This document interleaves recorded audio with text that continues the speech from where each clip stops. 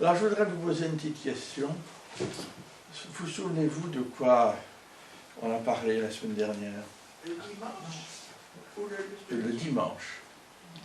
De la fidélité. De la fidélité. La fidélité. La fidélité. Oui, c'est ça. La fidélité à quoi? À la parole. À la parole. À la parole. Ouais. Voilà. C'est important. Pas aux hommes. Pas aux hommes, pas aux théories, pas oui, à toutes des traditions, comme il y en a qui font. C'est une fidélité à la parole. Alors on va continuer sur cette ligne-là. Et on va méditer aujourd'hui sur une autre caractéristique du disciple. La fidélité, c'est certainement avec la foi, parce que fidélité et foi, oui, c'est la même racine, donc c'est le deux plus grand. Mais après, il y a tout un échafaudage autour, dans votre cœur et dans votre esprit, qui vont nous aider à rentrer en communication avec Dieu et en communication les uns avec les autres et avec le monde. Donc c'est ça la nouvelle personnalité que si on nous donne, c'est vraiment, oui, toute une structure qui est faite à partir de la révélation de la parole de Dieu, de façon à être vraiment des enfants de Dieu. Hein? Alors, l'apôtre Paul nous dit qu'être chrétien, c'est répandre partout où nous sommes le parfum de Christ. Alors on va rester sur ce verset qu'on va lire, c'est en 2 Corinthiens chapitre 2, et c'est du verset 14 à 17. Sur ce thème du parfum.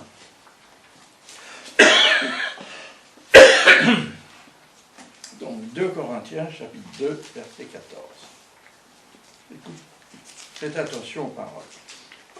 2 Corinthiens.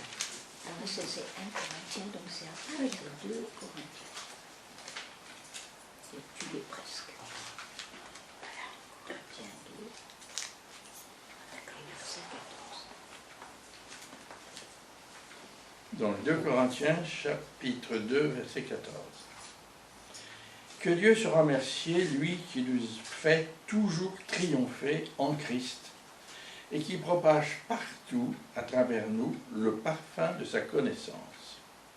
Nous sommes en effet pour Dieu la bonne odeur de Christ parmi ceux qui sont sauvés et parmi ceux qui périssent. Pour les uns, un parfum de mort qui donne la mort, pour les autres, un parfum de vie qui donne la vie. Et pour cette mission, qui donc est qualifié? En effet, nous ne falsifions pas la parole de Dieu, comme le font les autres, mais c'est avec pureté, c'est de la part de Dieu en Christ et devant Dieu que nous parlons. Alors je vais pousser un petit peu ça, là. Voilà. C'est possible? Non? Alors, je vais me pousser alors. Non. Alors, que nous dit ce texte? Ben, nous sommes des enfants de Dieu. Nous avons une nouvelle nature, hein, on vient déjà d'en parler, une nouvelle identité aussi, hein, et qui nous habite depuis l'instant de notre conversion. C'est là que tout a commencé. Et de ce fait, on ne vit plus pour nous, du tout, on ne vit plus pour nos buts de vie, on vit pour les buts de vie de notre Seigneur, qui est mort et ressuscité pour nous, nous dit l'apôtre Paul un peu plus loin dans l'Épître. Ainsi nous dit l'apôtre Paul que Christ va nous faire triompher des situations que nous vivons, et ça c'est important, il va nous faire triompher des situations que nous vivons pour répandre, vous avez vu dans le texte, répandre le parfum de Christ. Ce qui veut dire dans les situations que nous vivons, même si elles sont complexes, comme celle que tu vis là, eh bien, le Seigneur va intervenir, si bien sûr on est fidèle, pour exhaler son parfum à travers nous. Vous voyez? Depuis notre nouvelle naissance, Christ nous habite. Ainsi, par son esprit, bien sûr, il nous habite. Hein. Et en fait, qu'est-ce qu'il fait? en nous habitant, ben, il continue son incarnation dans le monde à travers nous. C'est ça qui continue. On devient ses pieds, on devient ses mains, on devient ses yeux, on devient vous voyez, sa force terrestre. C'est ça que nous devenons. Et de telle façon, n'est-ce pas, il s'incarne en nous que tout ce que nous vivons, que ce soit des épreuves, des souffrances, ou que ce soit des joies et des bonheurs, eh bien qu'elles deviennent celles vécues par notre Seigneur. Et c'est comme ça qu'il va pouvoir s'exprimer. Dans notre vie, il y a quand même un gros problème.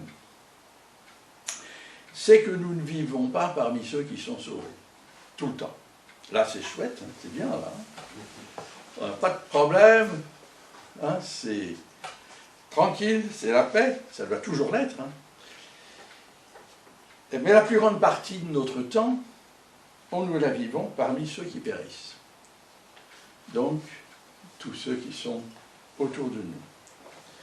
Et ceux qui périssent, nous dit l'apôtre Paul, dans la deuxième épître aux Thessaloniciens, il nous dit, ce sont ceux qui n'ont pas reçu l'amour de la vérité pour être sauvés.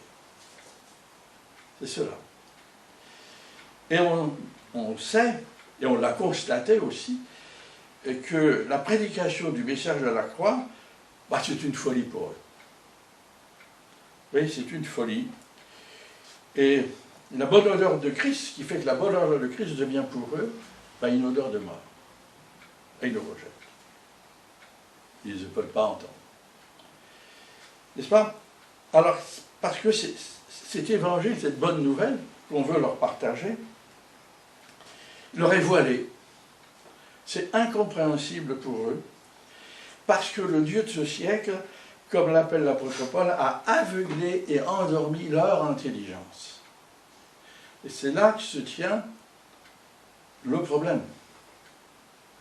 Il nous le dit en 2 Corinthiens chapitre 4, versets 3 et 4. Il nous dit, « Si notre évangile est encore voilé, il l'est pour ceux qui périssent, pour les incrédules, dont le Dieu de ce monde a aveuglé l'intelligence, afin qu'ils ne voient pas briller l'éclat que projette l'évangile de la gloire de Christ, qui est l'image de Dieu. » Verset important celui-là, pour nous permettre de comprendre la situation dans laquelle nous vivons et dans laquelle le monde vit.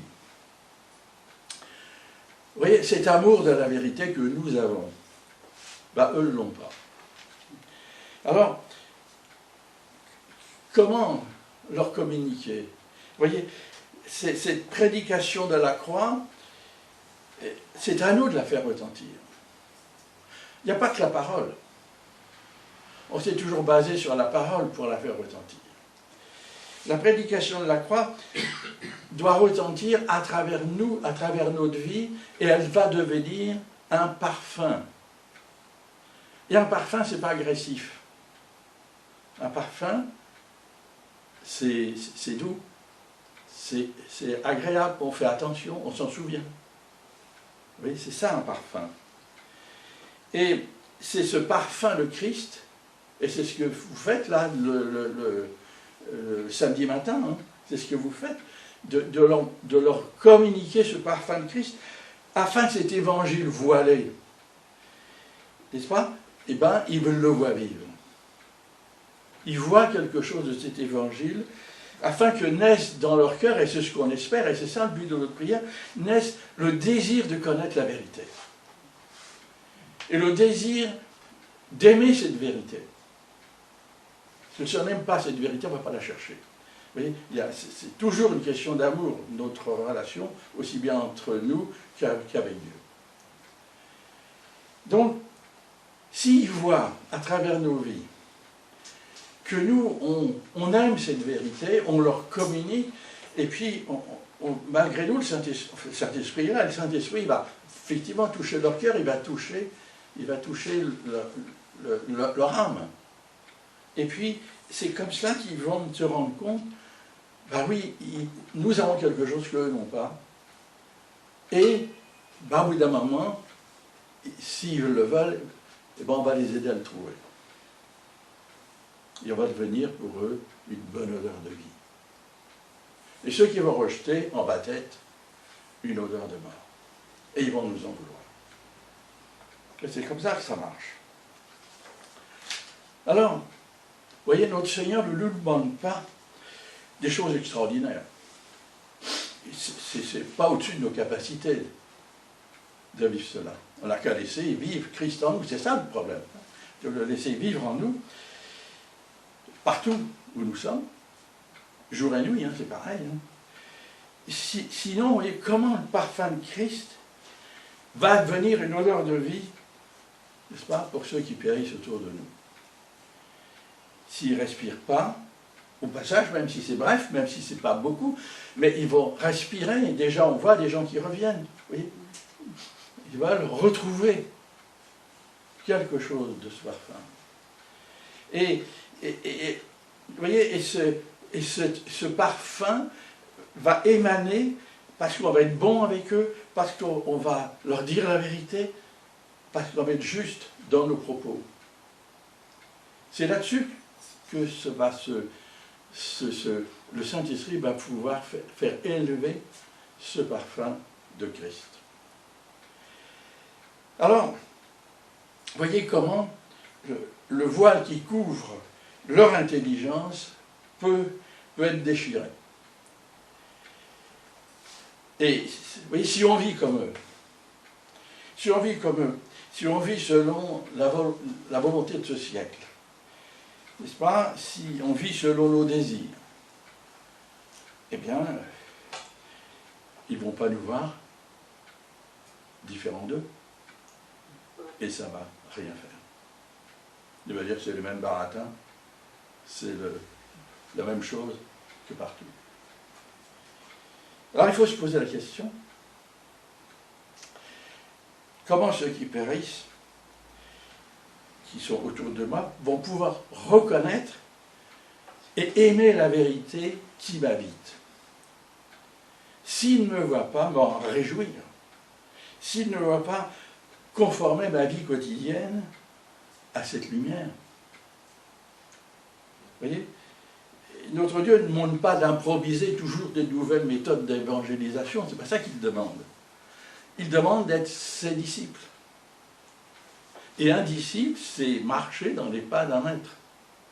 Et notre maître, c'est notre Seigneur. Donc, nous devons marcher dans ses pas. Notre Seigneur sait que nous vivons au milieu d'impudiques, de cupides, d'idolâtres, d'adultères. Les gens autour de nous sont comme ça. Ils sont comme ça. Et alors, notre Seigneur s'attend, lui, il attend que nous, ses disciples, émanent à travers notre vie quotidienne son salutaire parfum. Ce parfum, c'est lui, c'est pas nous. Nous, on le porte, c'est tout. Le parfum de Christ, parce qu'il vit en nous, parce qu'on le laisse vivre, parce qu'on le laisse s'exprimer en nous. Et c'est ça qui va changer l'atmosphère et l'ambiance. Moi, je pense que les gens qui passent devant, il y a quelque chose d'autre que devant les autres boutiques. Vous voyez, c'est ça qui les arrête. Il y a quelque chose d'autre. Et ce quelque chose d'autre, c'est le parfum de Christ. C'est important. Alors, la question qu'on peut se poser là, c'est quel parfum émane de ma vie? Quel parfum respirent ceux qui me côtoient à côté de moi? Moi, je me souviens, celui qui m'a amené au Seigneur, il était kiné. Alors à l'époque, il n'y avait pas beaucoup de kinés. Il habitait Saintes, et puis dans ses clients, un jour, il avait de temps en temps des rugbyman qui venaient se faire réparer après les matchs. Puis un jour, ils lui ont dit, écoute, tu viens avec nous quand on fait des matchs, puis tu le retapes tout de suite, puis on repart. Il a dit oui, d'accord. Donc il allait au stade avec eux. Et vous savez, au rugby, il n'y a pas 2 mi-temps, il y a 3 mi-temps. Et quand commençait la 3e mi-temps, celle où on fait la foire, Il disait, celle-là, elle n'est pas pour moi. Moi, je rentre chez moi, j'ai ma femme, j'ai mes enfants, je rentre. Et il le respectait. Pas que parce qu'il savait bien les remettre d'aplomb, mais il changeait de ton et d'attitude devant lui quand il était là. Changeait de vocabulaire. Vous voyez? Parce qu'il savait qu'il y avait là une présence autre que celle de mon ami. Vous voyez, un parfum, oui. Le parfum, ça enveloppe. Vous voyez, il y avait comme un nuage, vous voyez, autour de lui, et là, ça changeait la situation. Alors, on peut dire aussi quel parfum s'exhale de ce que nous faisons quand on travaille.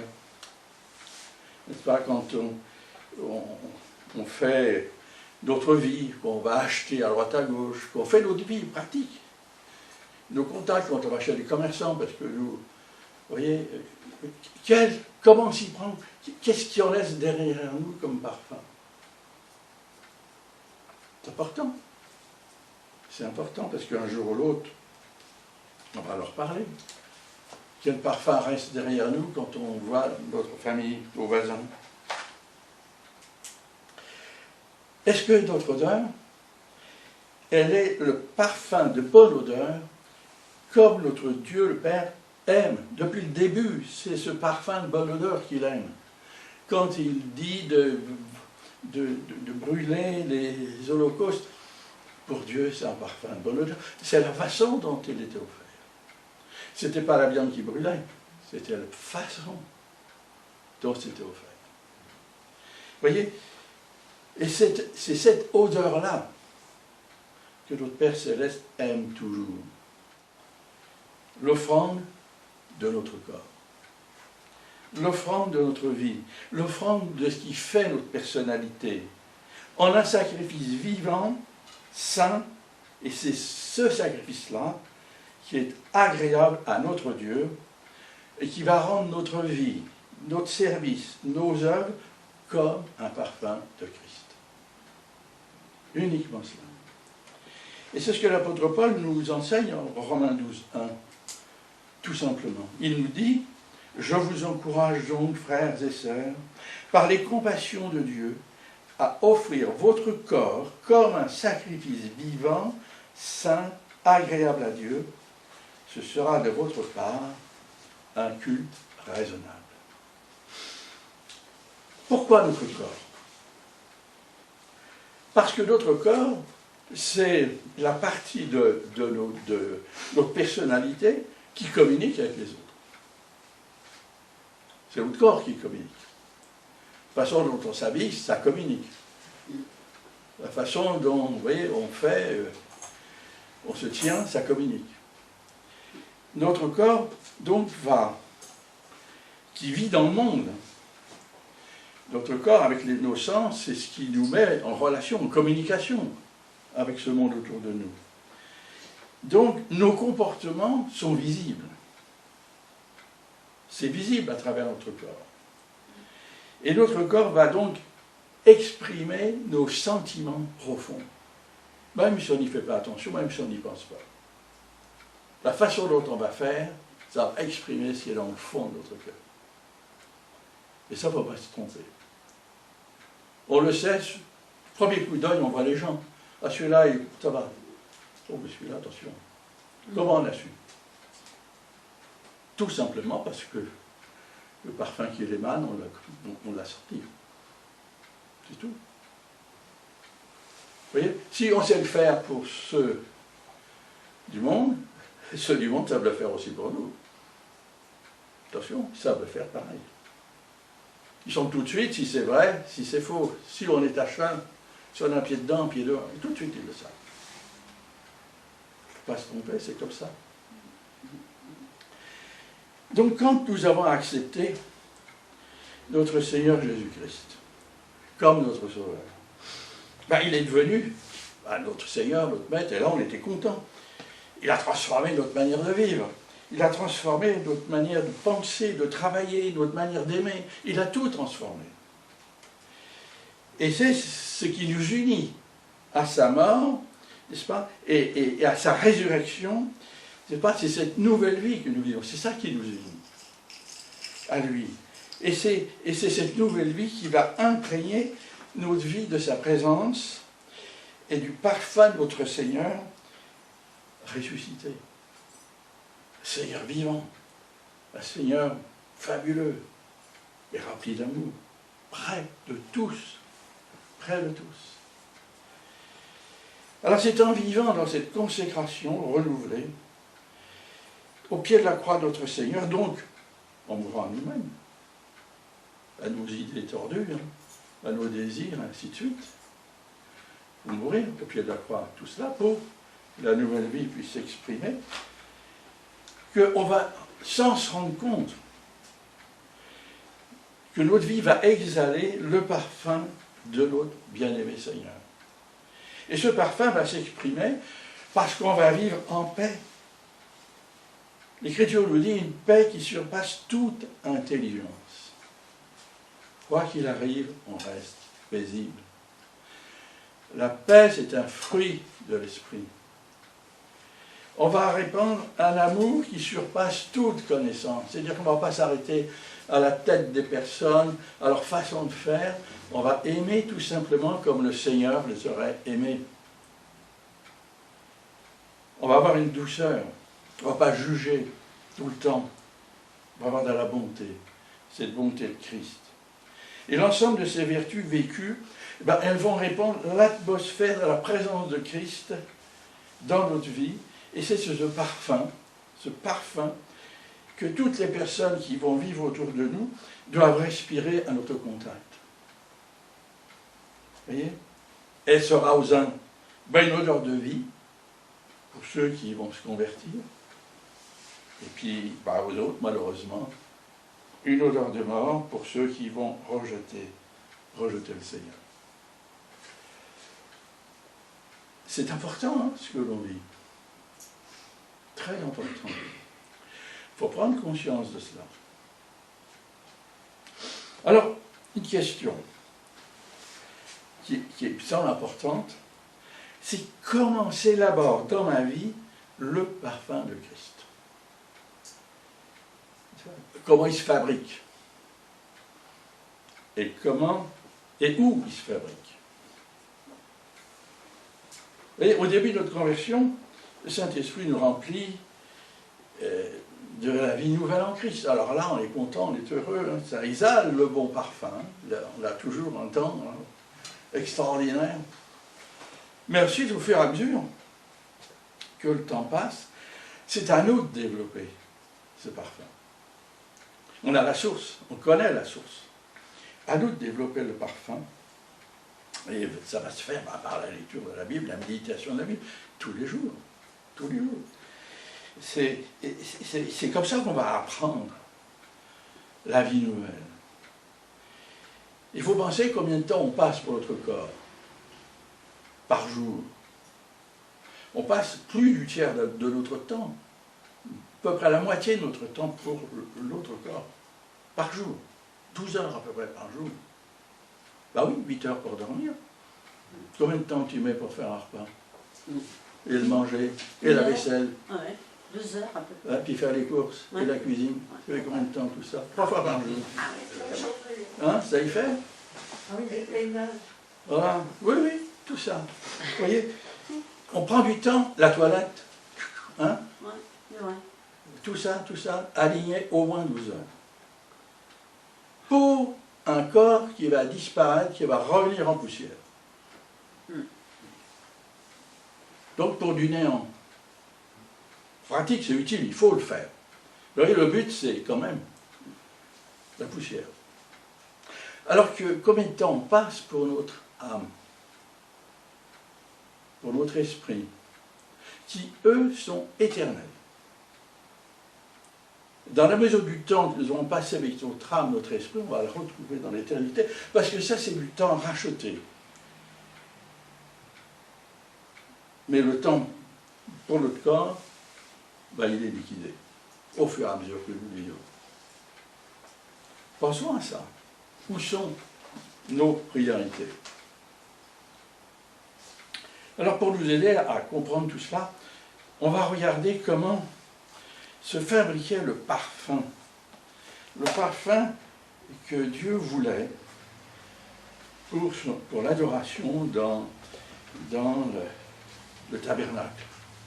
Alors on a des explications très précises. Hein. C'est très précis les consignes que donne Dieu. On a en Exode 30, chapitre 30 du livre de l'Exode, et du verset 22 à 38, la recette et la manière de faire pour ce bon parfum qui était donc utilisé pour adorer Dieu dans le tabernacle et le temple.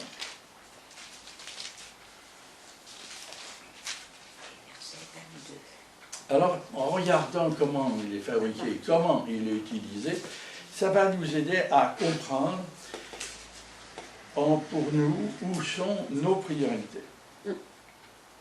Alors, par exemple, on va voir au verset 30. Je vous invite à le lire chez vous, toute la recette et le détail de l'application. C'est du verset 22 à 38. On ne va pas tout lire, on va lire que les points saillants. Donc, le premier, c'est au verset 34. Vous voyez, le verset 34 nous dit « L'Éternel dit à Moïse, prends des aromates, du stacté, de l'ongle odorant, du galbanum et de l'encens pur en quantité égale. » Voilà les matières de base qui vont faire le parfum. Et alors, qu'est-ce qu'il nous est dit là?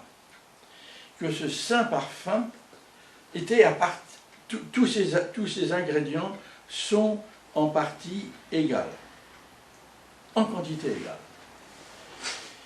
Ce qui veut dire que chaque élément, vous voyez, c'est la même quantité. Et chez nous, combien d'éléments on a dans notre vie?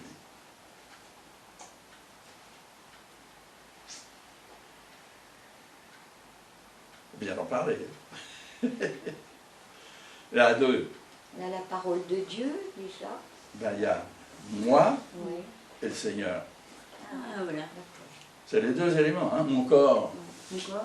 hein, et le Seigneur. Et c'est bien. Ouais. C'est les deux. Alors, vous voyez, le plan de notre Dieu, c'est que ces éléments soient en partie égales. Et on sait depuis toujours que ce qui va dominer, celui qui est en proportion plus grande, va dominer et va nous conduire. Alors, dans l'autre cas, si c'est mon moi qui conduit, ben c'est mon moi. Et le Seigneur est derrière. Maintenant, si c'est le Seigneur qui conduit, ben c'est le Seigneur qui conduit et le moi est derrière. Vous voyez, quantité égale. C'est ce qu'on va vivre finalement toute notre vie. Et notre grande question à nous, c'est à qui on donne la première place? À qui? Quand je me lève le matin, pour qui je vis? Pour moi ou pour le Seigneur? C'est ça la question. Et c'est égal. Donc toute notre vie, on va avoir cette question. Je décide, parce qu'on a une volonté, je décide d'aligner ma volonté sur celle du Seigneur, alors le Seigneur va être le premier. Et on va vivre pour le Seigneur. Première règle, vous voyez. Deuxième règle, verset 36. 36. Tu le réduiras en poudre et tu le mettras devant le témoignage dans la tente de la rencontre où je te rencontrerai. Ce sera pour vous une chose très sainte. Tu le réduiras en poudre. Alors qu'est-ce que ça veut dire pour nous? Ben, ça veut dire que jamais nous, par notre propre nature, nous pourrons exhaler le parfum de Christ. Jamais. Parce que, à cause du péché, hein, tout simplement, parce qu'on a notre nature orgueilleuse qui est toujours là, notre vanité.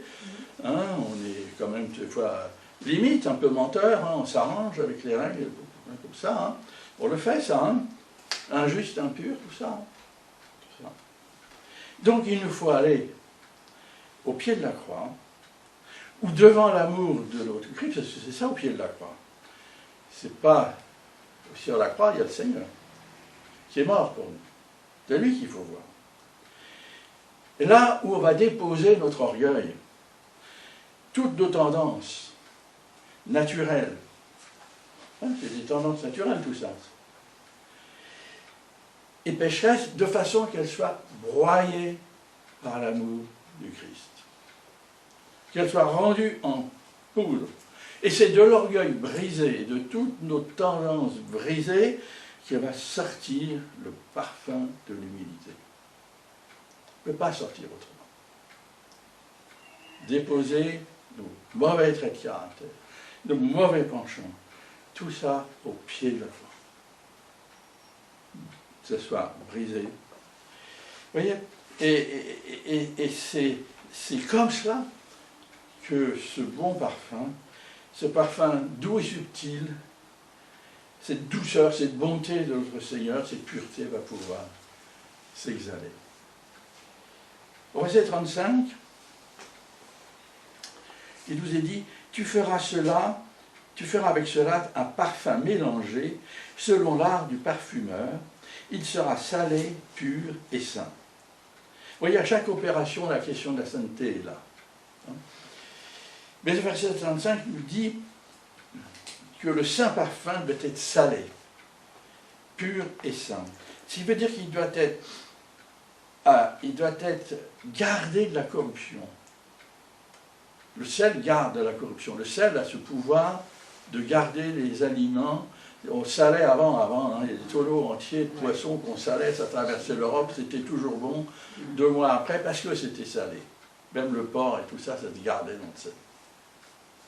Vous voyez, qu'est-ce qui va nous garder de la corruption et des souillures? Eh bien, c'est le Saint-Esprit. Il n'y a que lui qui est saint, qui nous habite. De laisser la place au Saint-Esprit.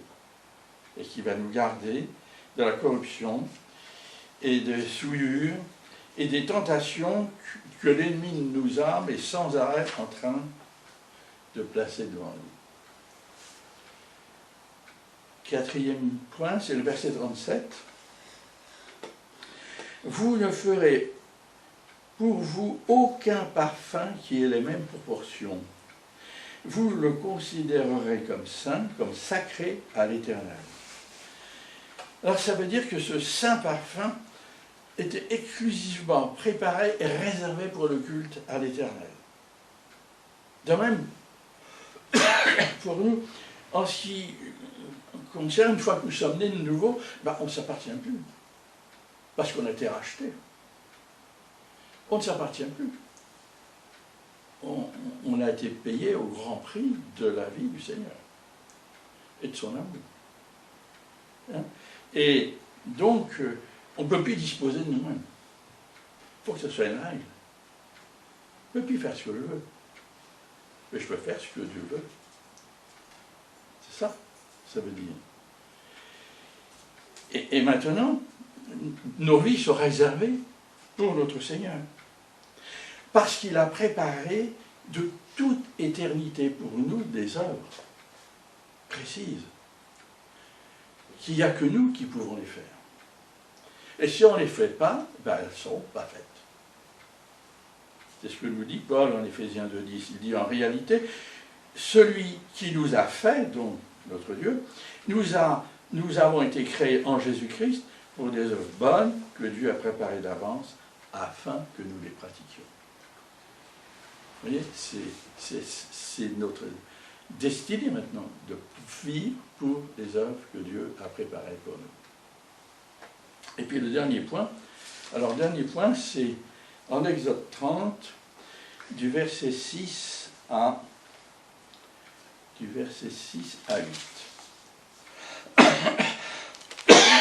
Pardon. Tu placeras l'autel en face du voile qui cache l'arche du témoignage. Alors c'est l'autel des parfums, hein, qui cache l'arche du témoignage en face du propitiatoire qui couvre le témoignage et où je te rencontrerai. Aaron y fera brûler du parfum au différent, il en fera brûler chaque matin, lorsqu'il arrangera les lampes, et il en fera brûler aussi au coucher du soleil, lorsqu'il mettra les lampes en place. C'est ainsi que vous brûlerez constamment du parfum devant l'Éternel au fil des générations. Qu'est-ce que ça veut dire? Là, Dieu donne des instructions sur l'utilisation du saint parfum, qui devait être brûlé devant donc l'Éternel, devant l'autel, donc devant Dieu. Ce qui veut dire que nous devons nous placer tous les jours devant Dieu, matin et soir. Matin, on lui remet d'autres journées, le soir, on fait le bilan. Ah, pardon, Seigneur, là, j'ai raté. J'ai raté encore. Là, je n'ai pas voulu. Pardon, Seigneur. Si on ne fait pas ça, on ne fera pas de problème. On restera comme on est, à bagarrer toujours avec le même problème. L'œuvre de Christ, l'œuvre du Saint-Esprit ne pourra pas se faire. Il faut toujours reconnaître qu'on a raté. C'est humain, hein? On ne réussit pas toujours. Et l'autre Seigneur ne va pas brandir un bâton. Non, il va dire, ok, t'as raté, mais allez, on va faire mieux le prochain coup. C'est comme ça que ça marche avec le Seigneur. Vous voyez, c'est le matin et le soir. Et c'est ça, se tenir devant Dieu, c'est de cette manière-là qu'on va se tenir devant Dieu, et que notre parfum va brûler, n'est-ce pas, pour notre Seigneur. Alors, qu'est-ce qui brûle là, dans notre parfum? C'est notre amour pour Dieu. Vous voyez, il nous faut, n'est-ce pas, que le parfum que nous répandions, ce soit un parfum qui émane de notre vie, n'est-ce pas? C'est le Saint-Esprit qui va faire en nous cette combustion, on pourrait dire, hein, c'est ça, pour qu'il soit une bonne odeur vers Dieu. Ça tourne toujours.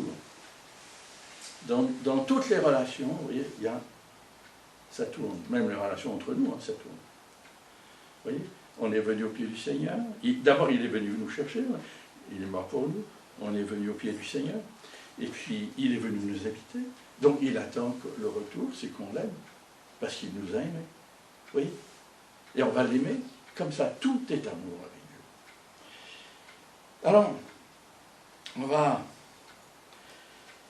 Vous voyez, on peut avoir toutes les connaissances bibliques, nous dit Paul. Toutes les qualités, toutes les vertus, tous les dons spirituels, même les plus grands. Si nous ne sommes pas animés par l'amour, par le feu de l'amour, n'est-ce pas, de notre Dieu, le parfum ne se dégagera pas. C'est ce que nous apprend l'apôtre Paul en 1 Corinthiens 13, vous voyez. Et on va le lire, parce que c'est important. 1 Corinthiens 13, on va lire les 8 premiers versets de ce chapitre. Vous voyez, c'est très important.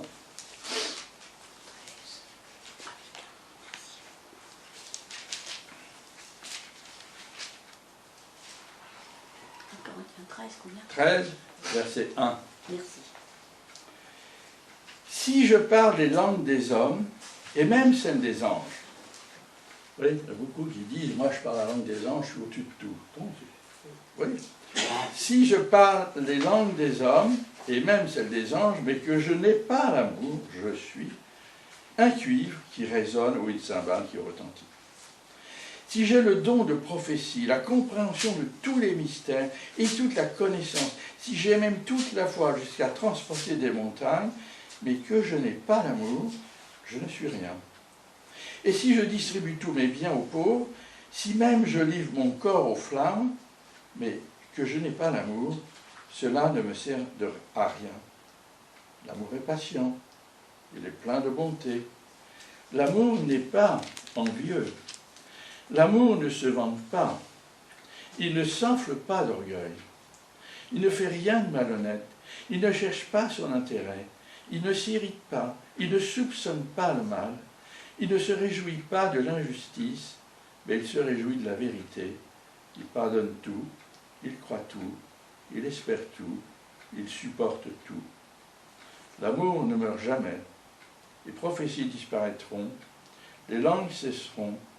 Et la connaissance disparaîtra, mais l'amour va être toujours là. Alors, vous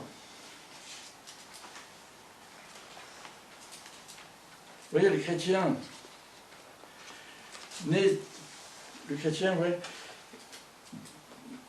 va recevoir l'amour de Dieu, et il doit être un peu comme un brûle-parfum, vous voyez, pour renvoyer, n'est-ce pas, ce bon parfum de notre Dieu, ce bon parfum de Christ.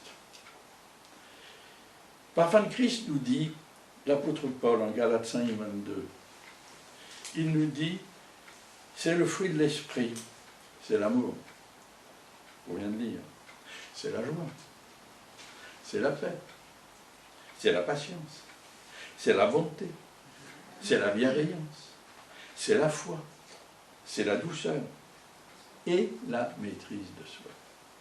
C'est ça le parfum. Et l'apôtre Paul ajoute au verset suivant, contre de telles attitudes, il n'y a pas de loi. Bah, bien sûr. C'est ce que le monde a le plus besoin, c'est ce qu'il cherche. C'est ça qu'il cherche.